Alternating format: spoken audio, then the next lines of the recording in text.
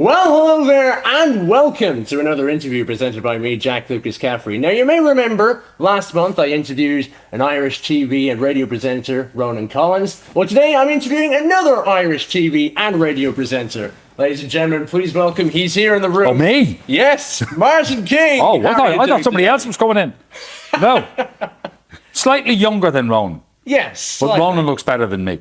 Are you sure about that? I absolutely no. Ronan looks better. Ronan is one of my favourite radio presenters, by the way. Oh, is it? Absolutely one of my favourites. Yeah, and I miss him on Radio 1, so I've had to go over to Gold to listen to him there. Oh yeah. I described his radio show as like a big radio hug that he gave us every day for an hour, and now we get him for 3 hours. Yeah. So we're thinking of you, Ronan. Yeah, we're thinking of you. Shout outs to Ronan. Anyways, how are you doing today? I'm good. Yes. How are you? Very good. I'm glad that you came on and. I'm delighted. I've left you waiting for a while, so my apologies. But Jack asked me nearly a year ago to sit down and have a chat. I believe a year and 5 days ago. Oh, wow. Yeah. So the protection order that I took out ran out, and now he's back again. Yes. There you go. Will you stop standing in my back garden by the washing line? It's starting to frighten the kids now. Anyway, here we are.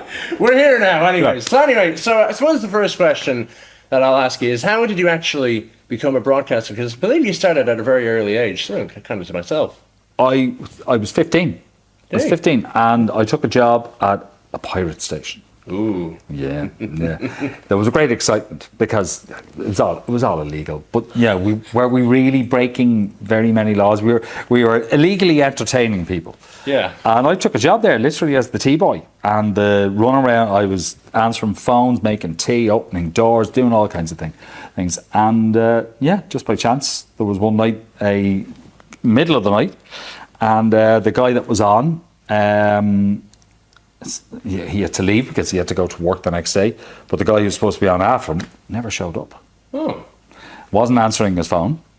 So we thought, okay. And he said, I have to go to work in the morning. I have to leave. And I said, okay. And he said, you're going to have to go on. And I said, I'm 15. And he said, I know, okay, you'll still have to go on. And I said, and present a show? And he said, yeah. I said, I'm 15. And he said, you know what? He said, find a load of records, because I didn't have any. And we were playing vinyl. Oh yeah, God almighty. So he said, I'm going to put you on. He said, so what's your name? And I said, I don't know.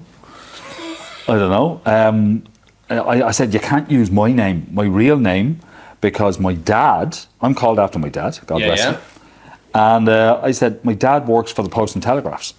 And the Post and Telegraphs were the people who went around shutting down pirate radio stations. Oh, God. Yeah. And he was in the division that went in to shut down the pirate radio stations. Oh. But he was sick at that time, and that's why I went and got a summer job when I just finished second year in school. And he was sick, so he was off. But I got the job, and then some months later, this thing happened. Mm-hmm. So my dad was back at work, but I went into the hospital to tell him I'm not getting a job where at a radio station. It's RTE, isn't it? And I said, no, Dad, they're not cool. It's at the Big D. And he said, is that a pirate station? And I said, yeah. And then he told me he'd been told, given a memo in work, saying that any member of staff, because it was a government body, any member of staff found working at an illegal pirate radio station was under the threat of suspension or dismissal, or any member of staff who had a relative working at a pirate radio station was under the threat of suspension or dismissal. So I remember telling him, I've got a job, what are you doing? Answering phones, making tea.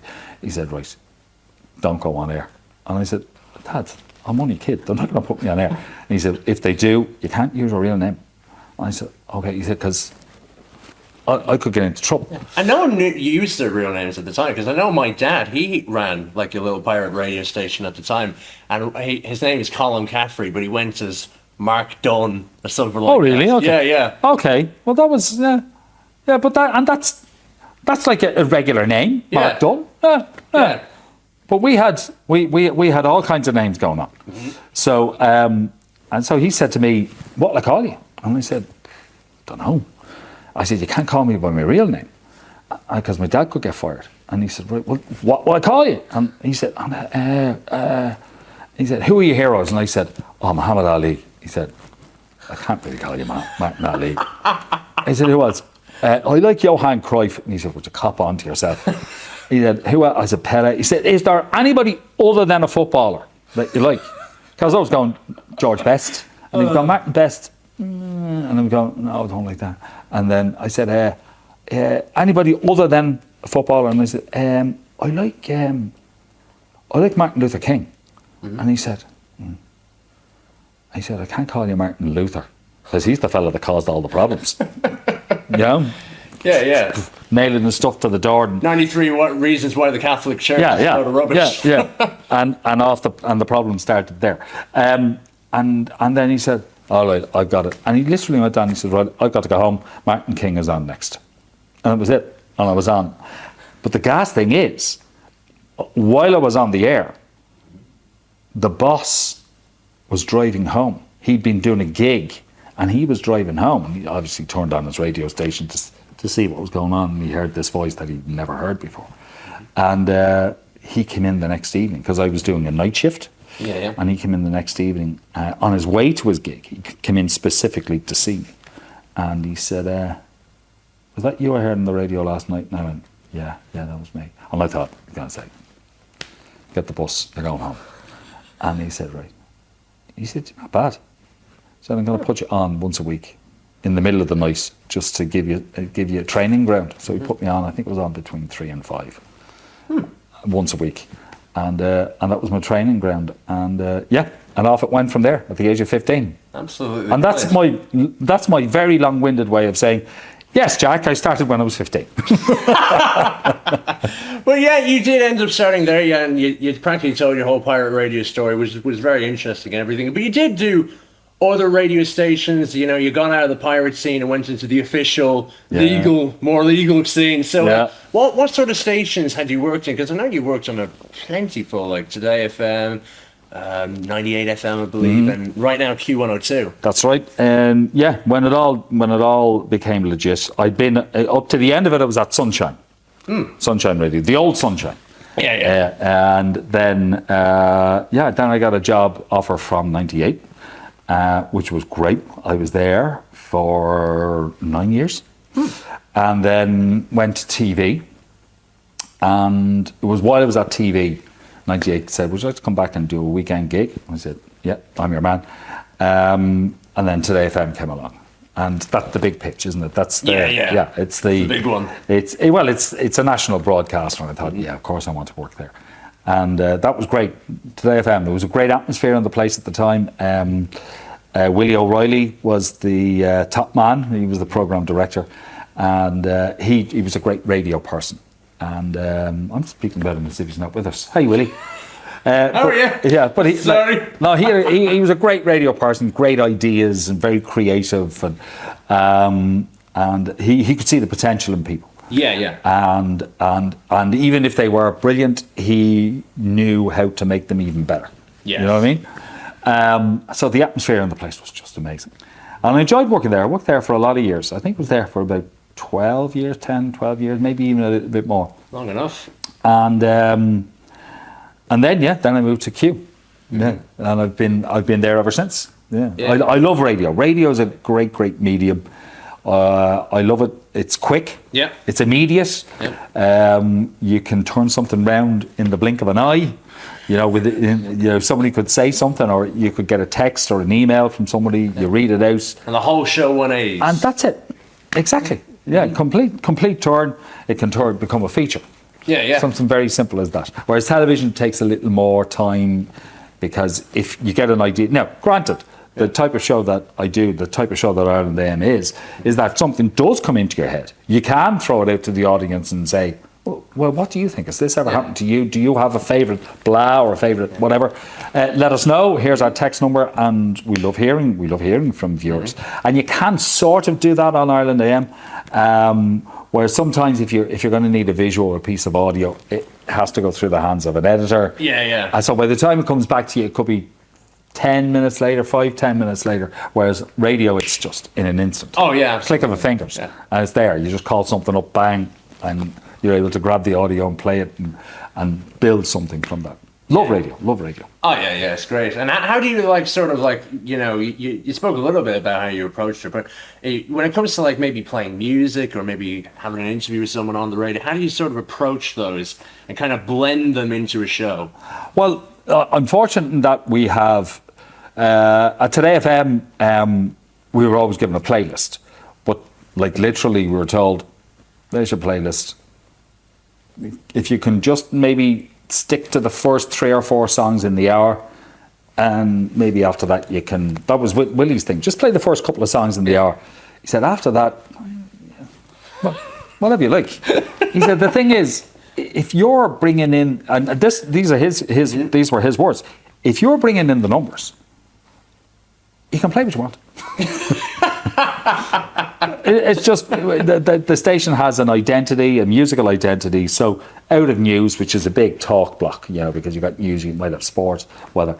Yeah. He said just the first few songs out of news gives listeners the idea of what we're about, what we're about. He said after that, go where you like. So it was a bit looser. Yeah. Whereas at 98 FM and other radio stations that I worked at, and now Q102, the playlist is the playlist. And it's like, you know, people want to know that whether they turn on the radio station at 7 in the morning or 3 in the afternoon or 7 in the evening, they're more or less, they're going to get the music they expect to hear and the music they want to hear. So that is a responsibility that's taken off me. So it's up to me then to build the rest of the show around that. Yeah, and I know Ronan, he was telling me, and I understood his point of view because I would tend to agree in it as well. He hates the playlist. Yeah, he does. Absolutely does. He's and I get it. He wants full control, all hands on deck. Do the whole thing. You know, do you prefer that or do you like the playlist? No, I do like doing my own thing, but a station will have an identity, and a station has something it wants to sell. So I get it. I get why there would be a playlist. But I remember when Ronan announced that he was stepping away from Radio 1. From Radio 1. And I was not surprised to hear that there were radio stations knocking on his door saying, do you want to come over here?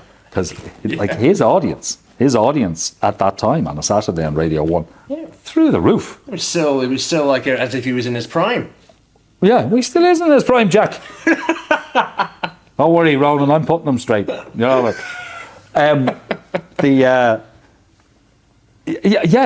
but no surprise to me that people were looking to sign him up, but he wanted to have full control. Yeah, I remember him saying that, and then he was on it within I think about a week of announcing that he was going to. That he was leaving. When he announced he was leaving the show, within a week he was announcing there's something coming. I'm going to be popping up on RTE Gold, because there was such a reaction to him leaving that I said, listen, they're not going to let him go. No. And at RTE Gold he has that control, and he's excellent at what he does. So yes, I would like to have some control, and I do enjoy that. I'm told at Q102, if somebody wants a particular song and you think it fits, do it. And sometimes we do, but it's seldom rather than regular. All right, I see. But you know, you have done other things as well. You've done TV for many decades now. 25 years now. 25 years. Look at that, a quarter of a century. Yeah. But you know, how did you actually get onto TV3, now known as Virgin Media? How did that sort of happen? That happened. There was a guy I worked with at 98 FM, Andrew Hanlon, and he rang me out of the blue. I'd worked with him at 98 FM. He was head of news. Great broadcaster. Oh, yeah. And he was head of news. Now, was also at one stage he was a DJ. He was a radio DJ. Jingles Johnson was his name. Yeah, there's the name. There's a good radio name. Jingles Johnson. And so like most newsreaders are head cases. No, they are. They're head cases. They read the news, but put them in a party situation. They're the ones driving the party. So Andrew was a great guy. And so I'd worked with him, so he knew what I was about.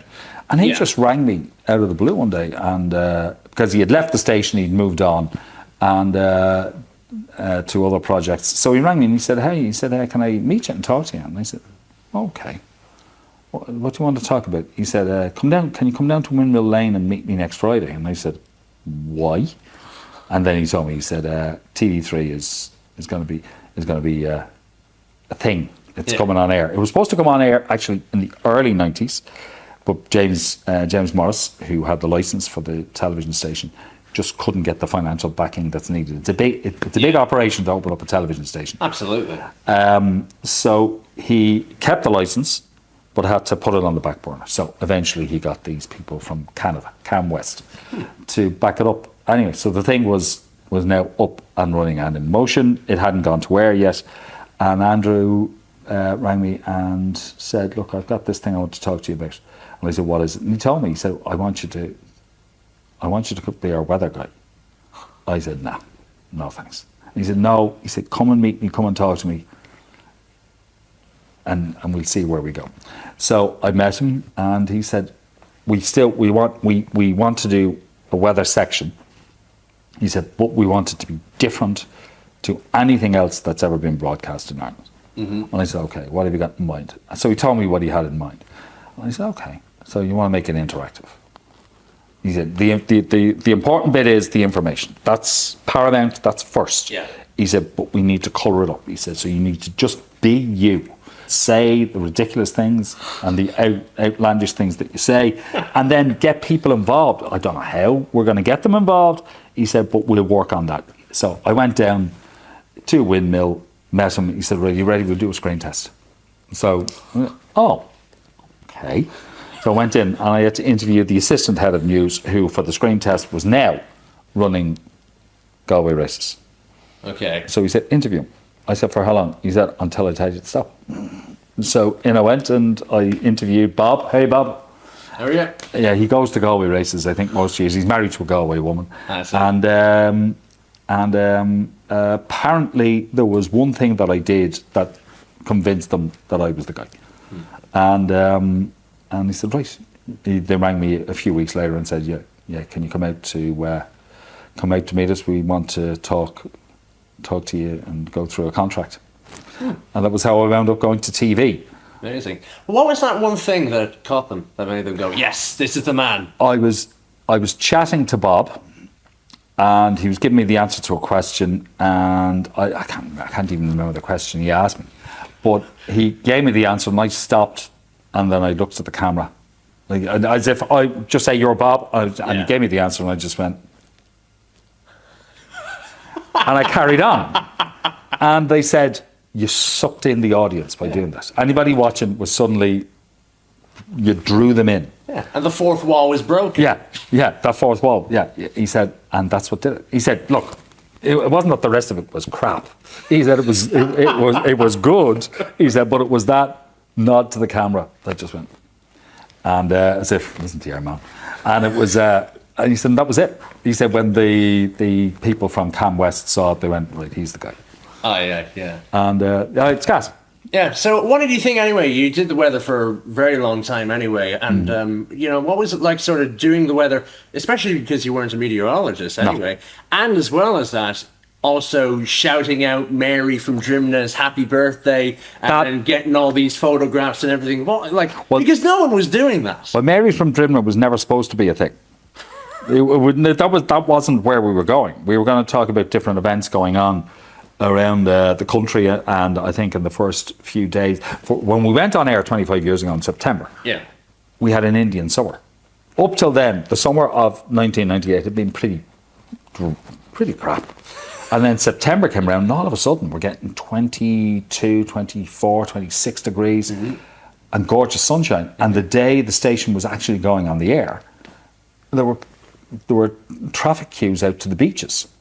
So they said, "This is a news story." So they sent me out to Portmarnock to interview the ice cream seller, who hadn't opened for July and August because the weather was so bad. But here he was, open and selling ice cream in September, and the beach was packed.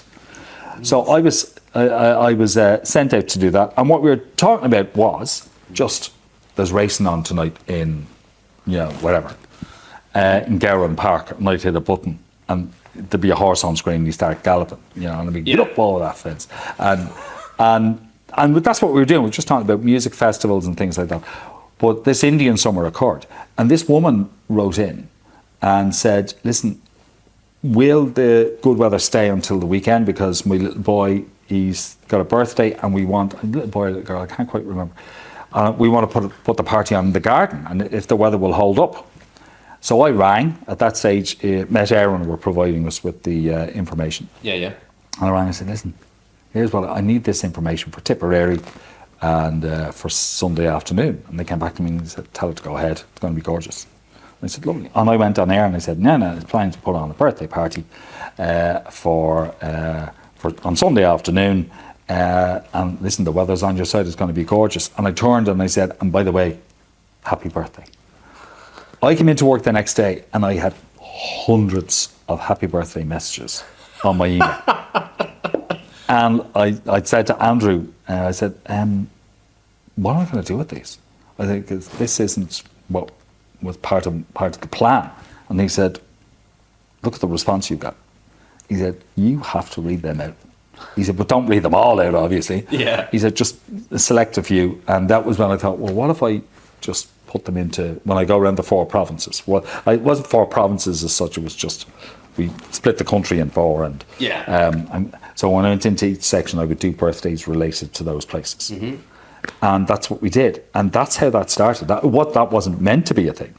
And the photo feature was supposed to be crazy pictures.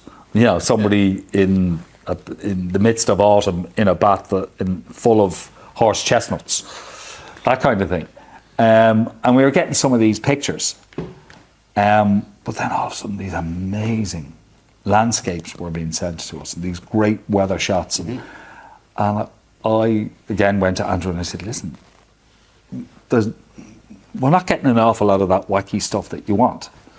I said, but I tell you what we are getting. And I showed him a whole load of the pictures that were being sent in. And I said, we need to broadcast these. Yeah. And he said, yeah, absolutely. He said, well, don't. He said, stop with that wacky crap. He said, we'll go with these instead. And that's how the photo feature began. Oh yeah, brilliant! And you look at some of the photos that were there. There was, I was looking at a few of the old weather forecasts that you did, and seeing someone taking a picture of the clouds, and one of them looks like Ireland or a landscape or whatever going, and some great stuff there. Now, obviously, there was a couple of goofy stuff that was thrown in here. It was a good thing. The only rule I had in place was that we don't do birthday pictures. Oh yeah. I just said, the announcements that we make, that's the birthday stuff we do, but these pictures are for the amateur photographers. Oh, and that was the other one. Mm-hmm. The other rule was we don't put up professional pictures. Yeah. This is for the amateur photographer who goes out at the weekend and takes a few shots. Yeah. So that's how there are a couple of rules in place in that regard while I was in charge of that. And it was hugely popular as well. In fact, I was wondering, actually, because it was so popular, were you ever approached by other stations like RTE or whatnot? RTE never came calling, no. Although I did, at an event one night, I did have somebody say to me, are they looking after you over there? And I said, yeah. And they said, well, and it was somebody from RTE saying, well, come on and talk to us. Now, it wasn't an official approach, but it was come on and talk to us. But I was very happy at TV3 it was then. But I did, there was somebody who approached me about the UK. But our children were very small. Yeah. And I know people who have moved to the UK, and I think our education system is better than the one in the UK. I've always thought that. That may have changed now. My children are all grown up now. Mm-hmm. But at that time, we thought about it and spoke about it, and then we wondered, well, will I go over and work Monday to Friday, come back at the weekend? And we knew people who had actually tried that, and it didn't work. And their relationships broke down. And I thought, no, I like Ireland. I like home. Didn't make that move. Yeah, makes me wonder how Patrick Kilty's been able to do it. Like, he goes into Dublin to do the Late, up to Belfast to do Radio 5 Live, and then back to Britain to see the family, and then back in, vice versa. It's working for him. But he's not coming in Monday to Friday. Oh yeah. He's coming in maybe Tuesday or Wednesday. He's doing the few days. I don't know how his week is, but he's doing the few days. The bulk of his week is still at home. Whereas the offer that was suggested to me would mean I'd be away from home Monday to Friday. Yeah. So. You'd be mainly living in Britain, Ireland. Yeah. And look, we could have moved the kids over, but no. I just thought they've got their friends. I like the education system here. My sister lives in the UK. She reckons the Irish education system is better than the one in the UK. Well, that was that. That was that. Yeah, but you did other things other than the weather as well. A load of various sort of morning and afternoon programs, such as the 6 o'clock show, Late Lunch Live, Now Ireland AM. Previously, another morning show as well. Oh, yeah. There were a few. And the first one was Midday. Oh yeah. I presented Midday for about almost a year, and then I moved to a show called The Morning Show. Yeah. And then from there into Late Lunch, which Late Lunch was a show that was put into the mid-afternoon, but what it was, like I knew what the plan was with that. The plan was that we're going to put it into the afternoon, fine-tune it, find a format that really worked, that clicked, that people liked, and then we're going to lift it and move it into the evening. Yeah. And I knew that was always the plan. And that's how the 7 o'clock show, which in turn eventually became the 6 o'clock show, came to be. Late Lunch was just that practice area, and then we lifted it and moved it into evening time. It was an over-glorified pilot. Would that be fair to say? Do you know what? That's probably a fair description. Yeah. It was a pilot, and it did need a bit of work. Yeah. It needed a fair bit of work. But when we moved it into evening, it just took off.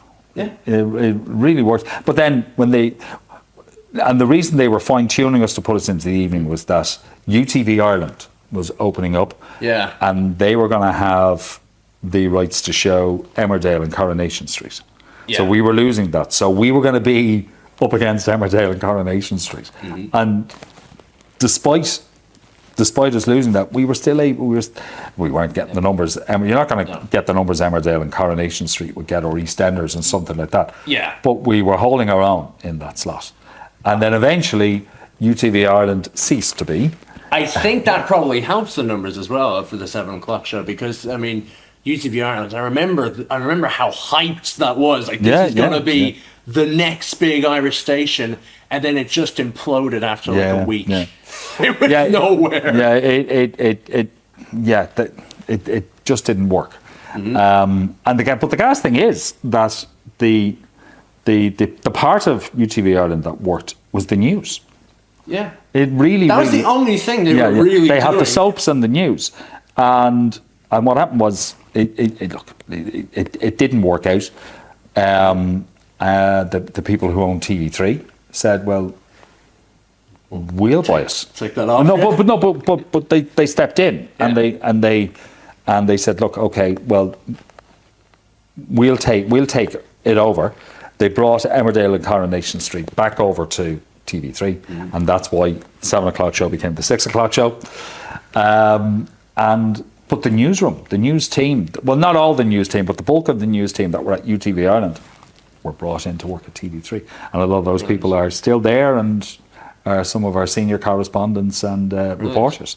So it was a good man. And Mick McCaffrey, who was involved in news at UTV Ireland, he came over to us as well, and he's head of news at Virgin Media TV. Yeah. So it was a great. It was an amalgamation that really worked out. But out of that, you end up getting Virgin Media 2, Virgin Media 3, sports channels. The sports channels. So yeah. Brilliant, absolutely brilliant.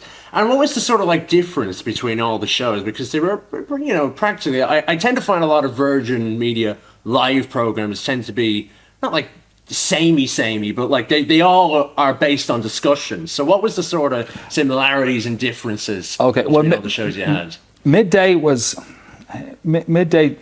3 presenters. Ooh, yeah. There was myself, Colette Fitzpatrick, and Alan Cantwell. So we were 3 presenters and 3 guests. So it was a panel discussion, but we would literally talk about anything, whatever was in the news that morning. It wasn't current affairs; it was more topical. Tabloid stuff. little bit above tabloid. Although we maybe not but dirty. Yeah.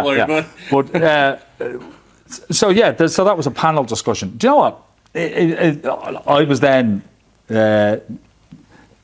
put into a new show that they were putting on air called The Morning Show, and Sybil Mulcahy, she was working on Expose, and she was taken from Expose, and the two of us were put together to work on The Morning Show. The Morning Show ran for, what was it, 4 years, and that was more of a human interest program, where we would, like, we spoke about every kind of disease you can imagine.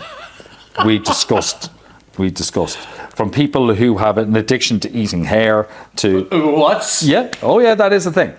All kinds of things. Okay. Yeah, we spoke about anything and everything, from hair eating to anal leakage. Yeah. All right. Enjoy your dinner. Yeah. And it was a great show. Yeah. And then of course, listen, new program directors come in and they have ideas. And this program director came in and he said, "Listen, I don't know about the morning show." He said, "And I'd like to see." Because we were varying things up, we were putting a bit more entertainment into the morning show, and it wasn't just you turn it on. Here's someone's weird hair fetish. So what disease are we talking about today? So we mixed it up, and we got contributors to come in, and it became more of a magazine show. Yeah. And PD came in and decided that, listen, I'm going to take him out of there, and I'm going to see how we would work with somebody else, and that's how Late Lunch Live, myself and Lucy, came to be, and the morning show came to an end. Yeah. But in the course of that, Midday became a female panel discussion, which was kind of like the Irish version of Blue Swoon. Yeah, and Elaine presented that. So that's what Midday came to. And then, of course, and now here I am, a year into my time on Ireland AM.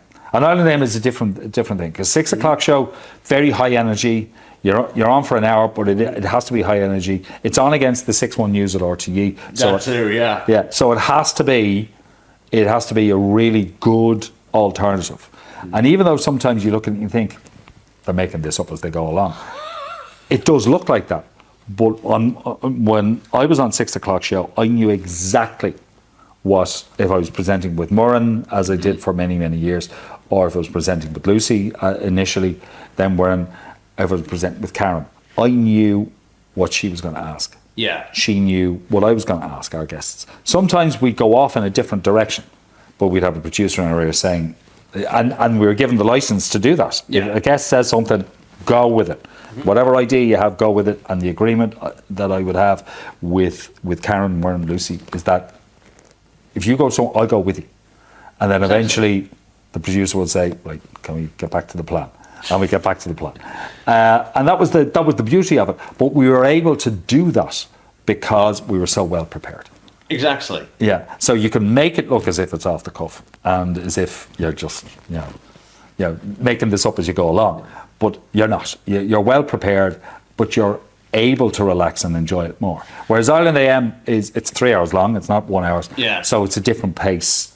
And yes, again, you're going to be prepared, and I'll know what Elaine is going to ask, or Katya, or whoever I'm presenting with, and they'll know exactly what's on my question list as well. We're well aware of that. Again, we have that license, but it's a little more relaxed because we don't burn out after an hour and go, still 2 more hours to go, I'm wrecked. How does it feel actually to host that, the only Irish morning program? Yeah, I remember Ian Dempsey had been asked why do you love breakfast radio so much? It's lovely to be the first to bring news to somebody in the morning. People get up in the morning and, okay, what's been going on in the world overnight? I know these days they can open up their phone and get it. Yeah. Turn on the TV, you're going to get a more balanced, or turn on the radio, you're going to get a more balanced telling of what's going on in the headlines. So to be the first to bring that, talk about the papers, talk about what's in the news, but also then to sit down and to chat to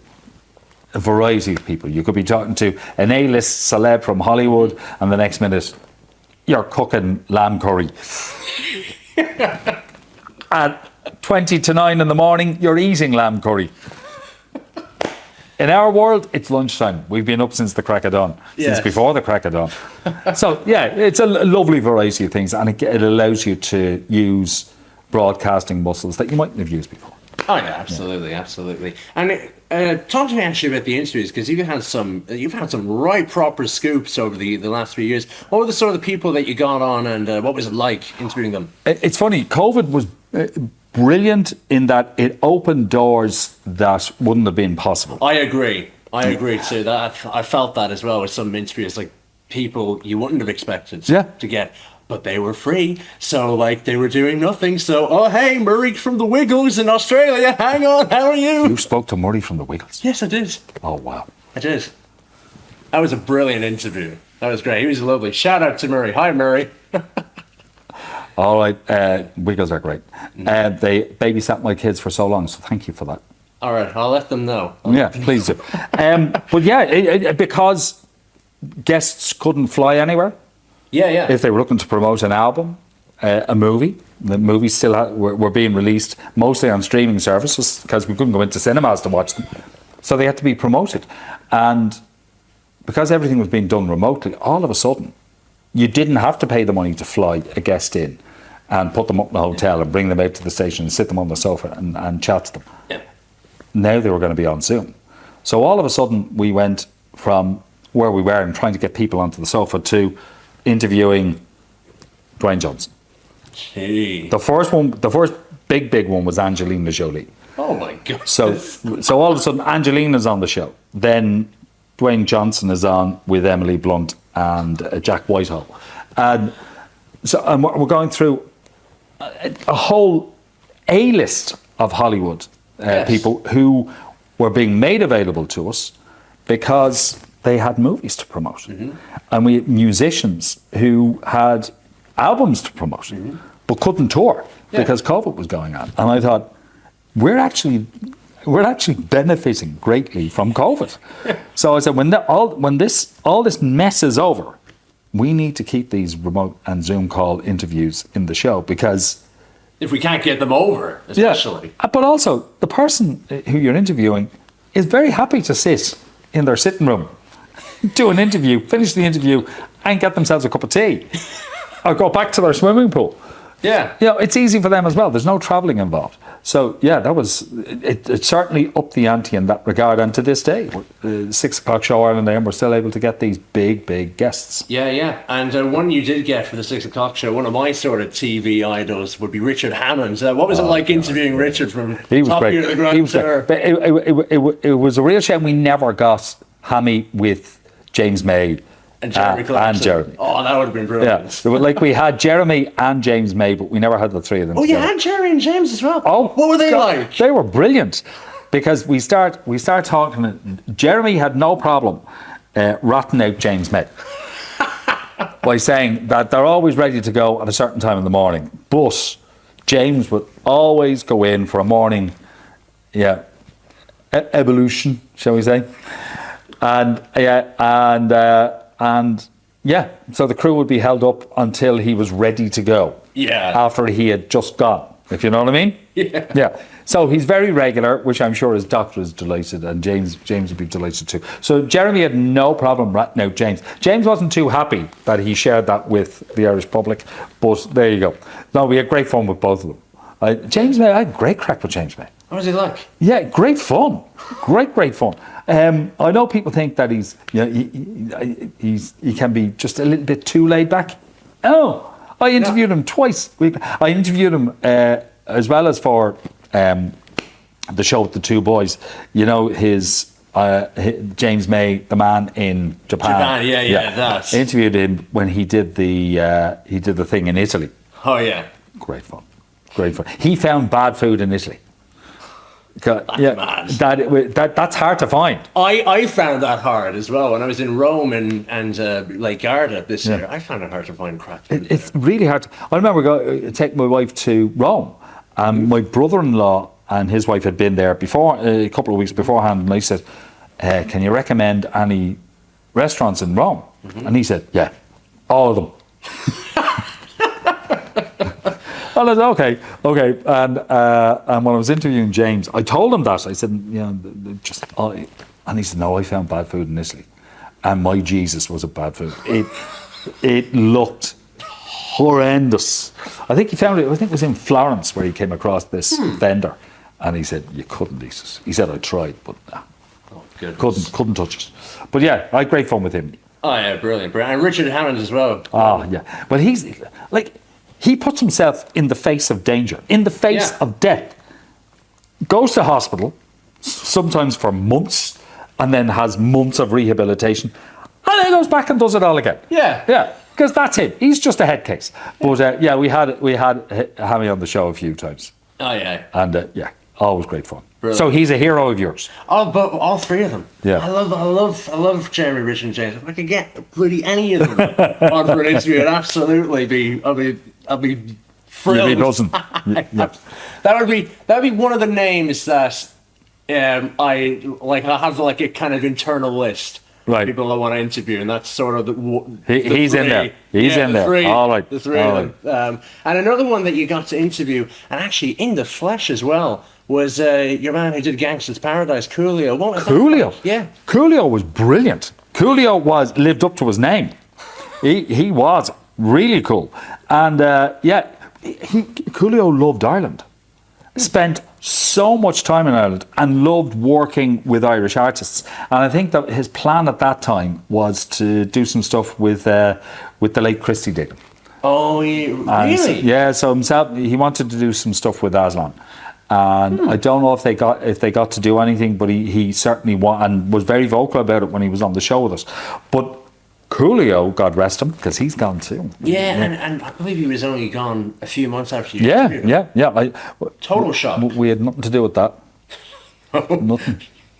Nothing. Coolio enjoyed himself so much on the show, right? I mean, and he stayed for the whole thing, and really loved the fact that we brought all the guests into the kitchen. And he said on air, can I come back and cook?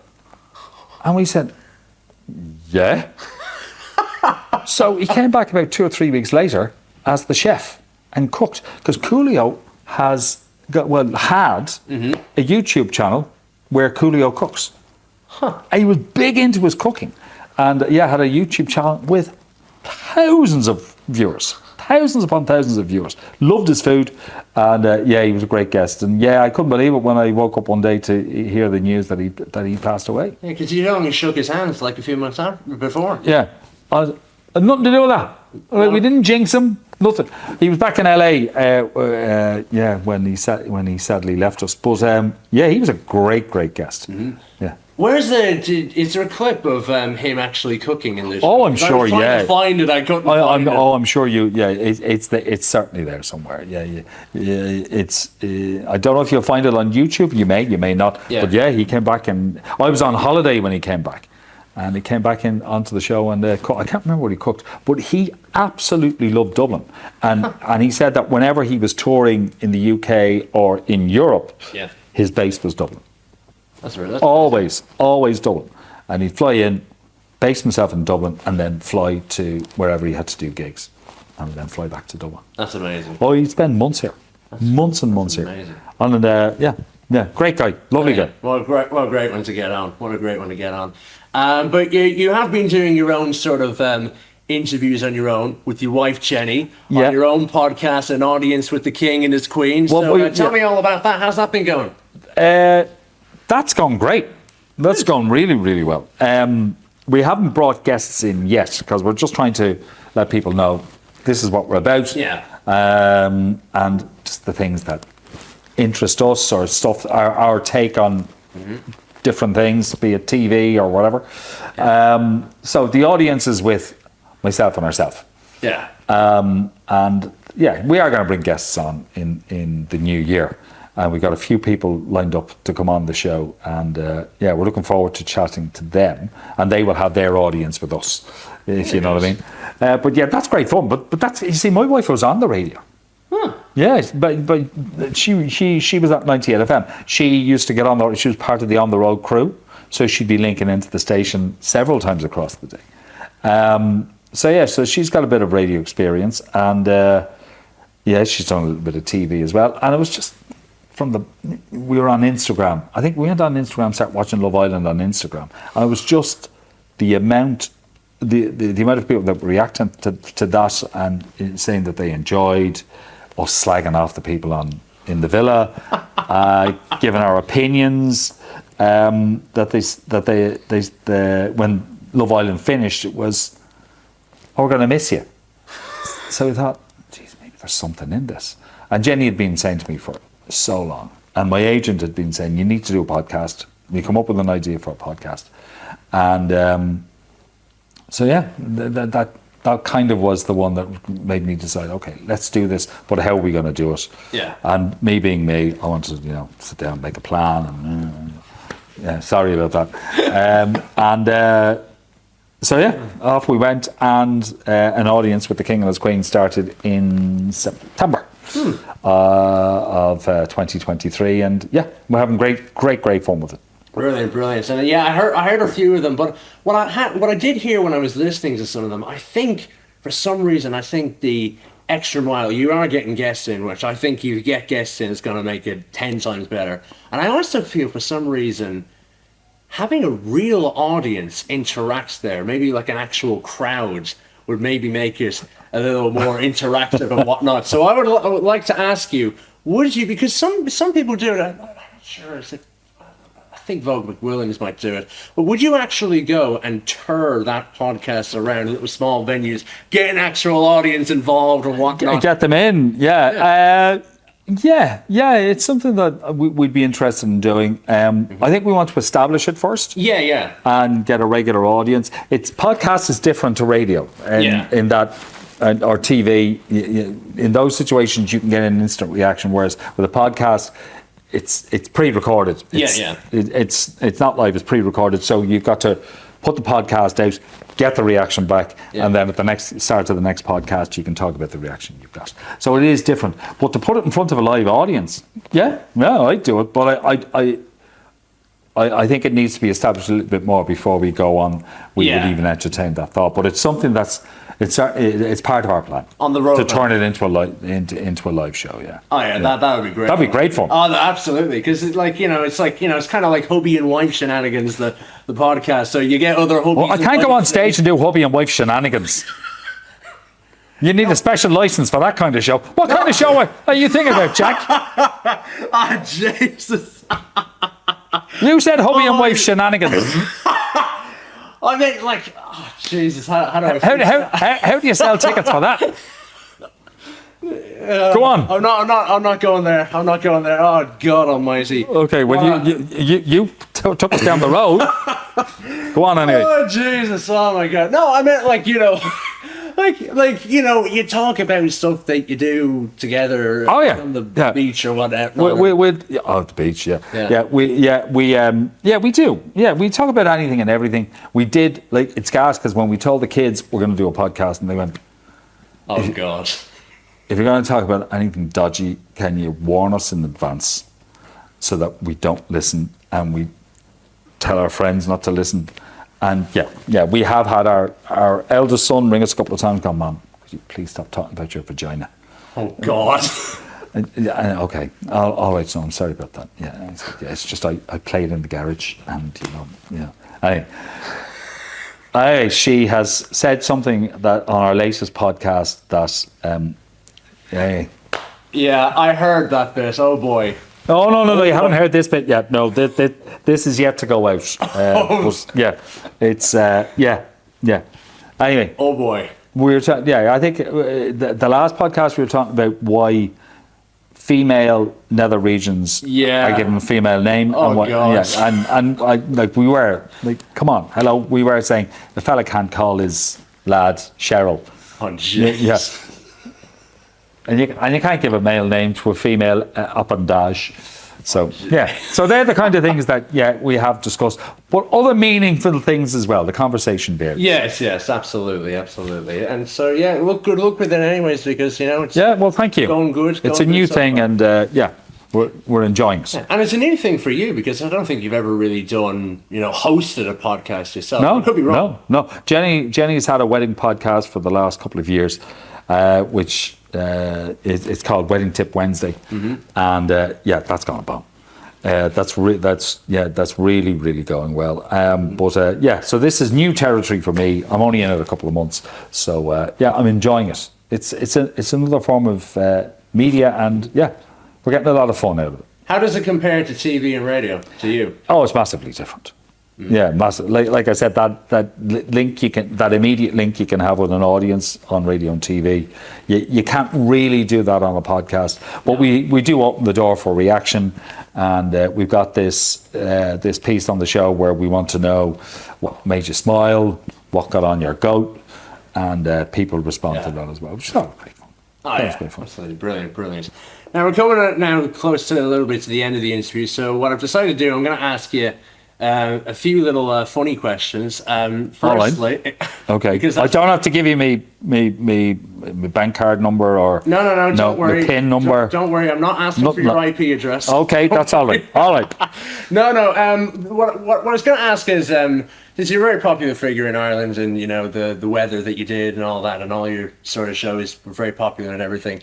You've had a couple of people who've impersonated you over the years, like A Pre-Match and Conor Moore, who does all the F1 sort of impersonations, and in front of your face you had Mario Rosenstock do. So what do you think of the sort of people who maybe have a little bit of an impersonation on you? That's I don't mind it at all. It's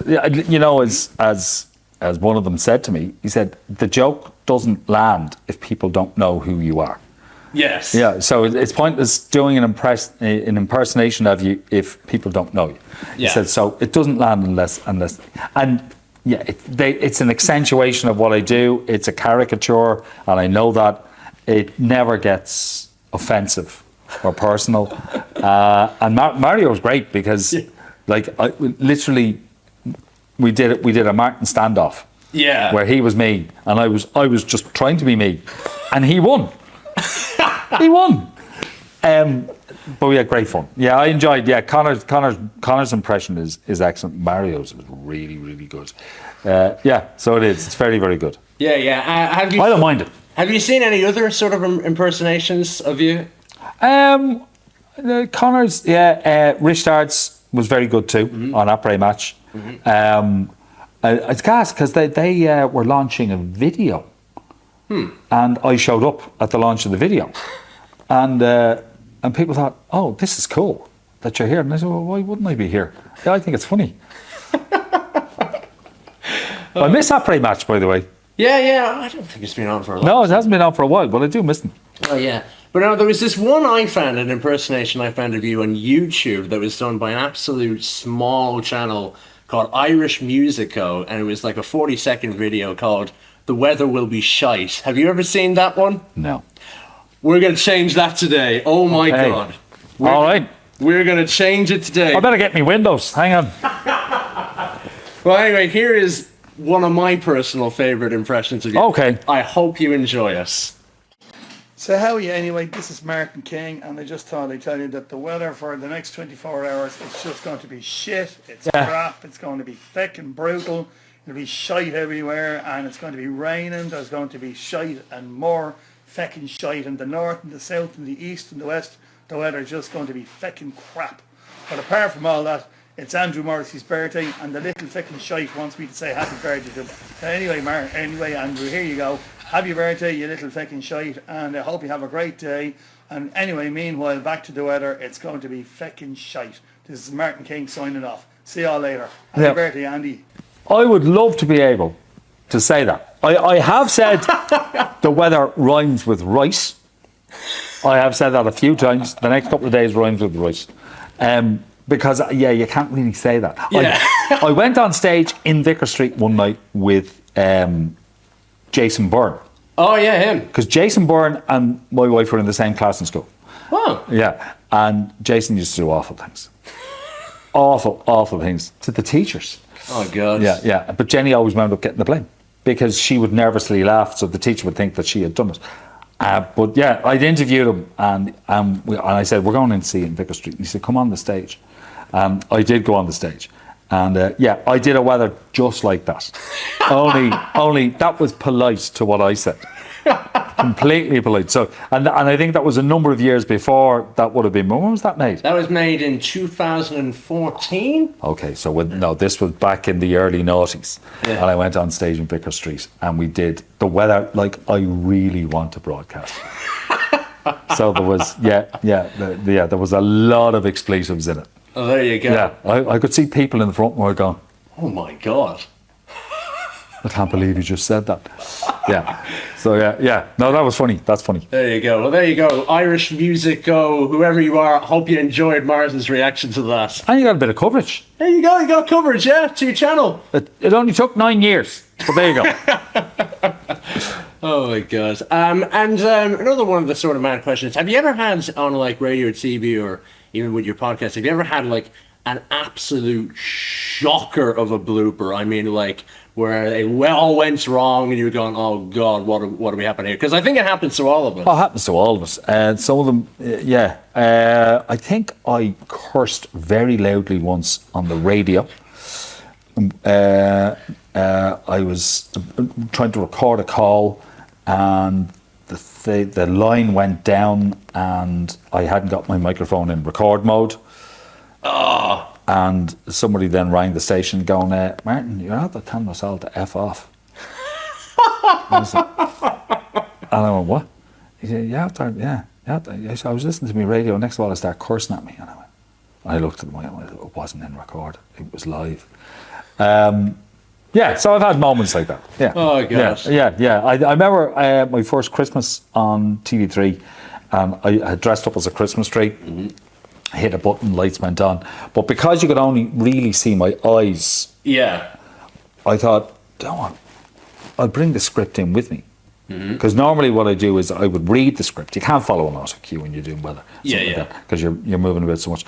I'll read it actually because you can't really see me. I'm bobbing around as a Christmas tree. Grand, yeah. Christmas Eve at home trying to get the kids ready for Santa Claus. And yeah.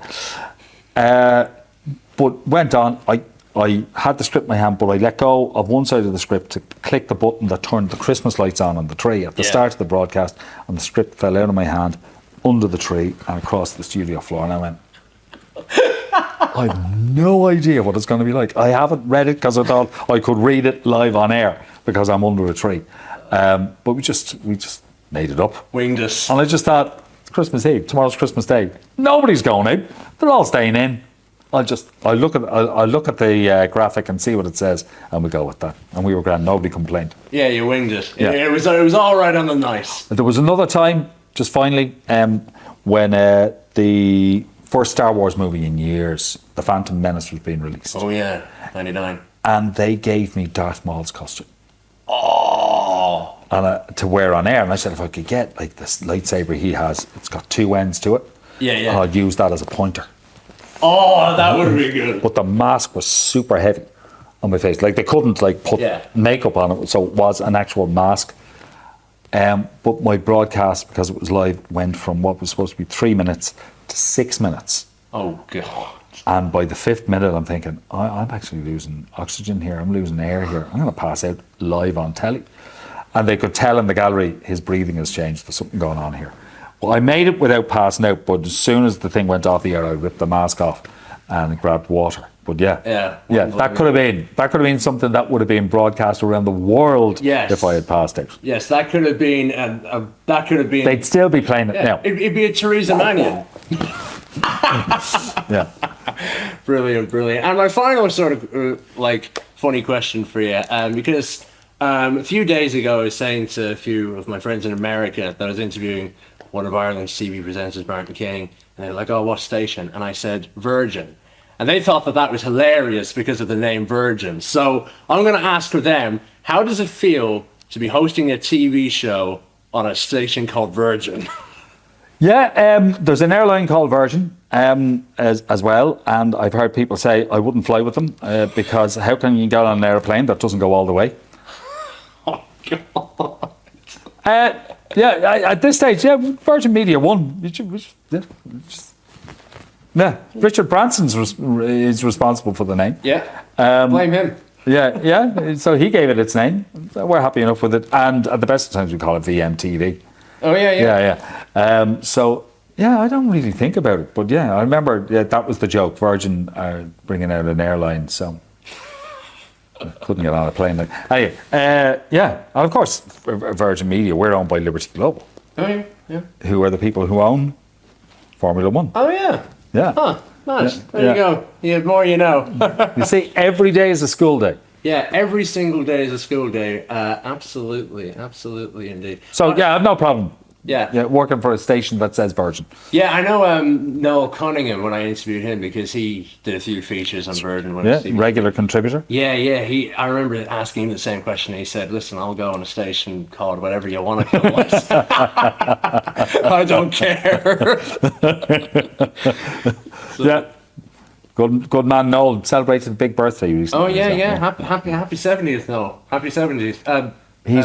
Just say he's officially a 70s boy. Yeah, happy 70th. You might wind up getting something nasty sent to your house. Well, he's actually planning to go and see me, so don't worry. Oh, is he? Yeah. Okay. He'll have something nasty for me ready. If he's I'm sure. No, Noel's a lovely guy. Oh, a great chat. Absolutely lovely. And you know what was lovely? This interview today. So, Martin, we'll end it here. Martin, thank you so much for letting me interview you. Is there any sort of last things you'd like to say? And would you like to plug in the podcast, the shows, and your socials? No, I think we've done it. Yeah, you'll find me on Ireland AM, Dublin's Q102, and of course now with with digital radio, you can listen to any station anywhere in the world. Oh yeah, yeah, and the podcast, an audience with the King and his Queen. You'll find in all the usual places, Spotify, otherwise in good platforms, and even the bad ones too. We're there. Yes, absolutely. And you can find me simply on my YouTube channel, Jack Lucas Caffrey. I'm also available on Instagram and Facebook, where I'm going to be hosting a bunch of highlights of the interviews, including the one with Martin. But with that, yes, Martin King, thank you very much for coming on. Good to see you, Jack. Thanks for having me on. And can I go home now? Yes. Do you promise not to publish the photographs? What photographs? The ones you threatened me with to get me to do the interview? I don't remember that. You see? Don't remember that. Won't admit that to the camera.